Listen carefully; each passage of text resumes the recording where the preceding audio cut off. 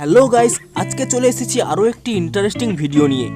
অনেকেই বলছিল Instagram story দেওয়ার পর সেই স্টোরি ভিউ শো করছে না, অর্থাৎ তাদের স্টোরিটি কারা কারা দেখছে সেটি বোঝা যাচ্ছে না। আমি আপনাদের তিনটি গুরুত্বপূর্ণ পদ্ধতি বলবো, যার ফলে আপনার এই প্রবলেমটি 100% সলভ হয়ে যাবে।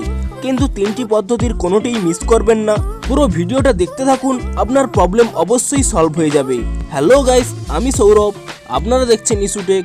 চলো শুরু করা যাক।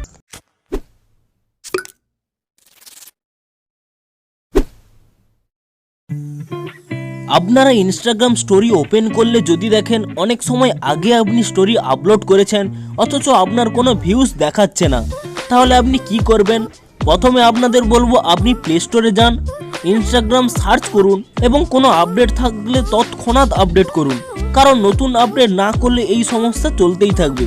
এই আপডেটের ফলে আপনার এই পুরনো সমস্যাটি সলভ হতেও পারে, তাই প্রথমে আপনি আপডেট করে নিন। তারপর আপনি ইনস্টা স্টোরি চেক করবেন, তাতেও যদি স্টোরি ভিউজ শো না হয় আপনি মোর অপশানে ক্লিক করে নেবেন, তারপর স্টোরি সেটিংয়ে ক্লিক করে নেবেন। তারপর এইখানে একটি অপশান চেক করে নিতে হবে, হাইড স্টোরি ফ্রম। যারা যারা আপনার স্টোরি দেখে আপনি হয়তো তাদেরকে হাইড করে রেখেছেন, তাহলে আপনি হাইড স্টোরি ফ্রমে ক্লিক করে তাদেরকে আনহাইড করে নেবেন। এর ফলে তারা আপনার স্টোরিটি পুনরায় দেখতে পাবে।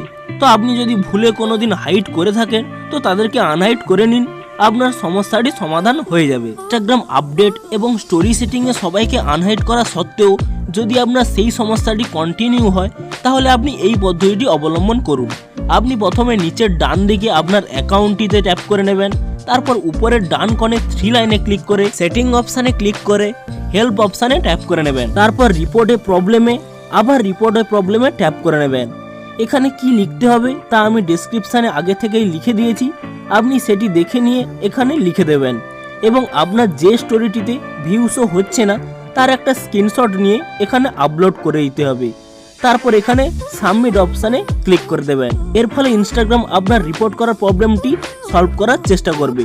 আশা করি এই তিনটি পদ্ধতি অবলম্বন করলে আপনাদের ইনস্টাগ্রামের স্টোরি ভিউজ প্রবলেম সলভ হয়ে যাবে।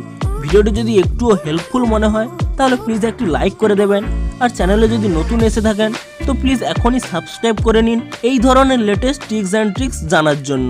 Thanks for watching.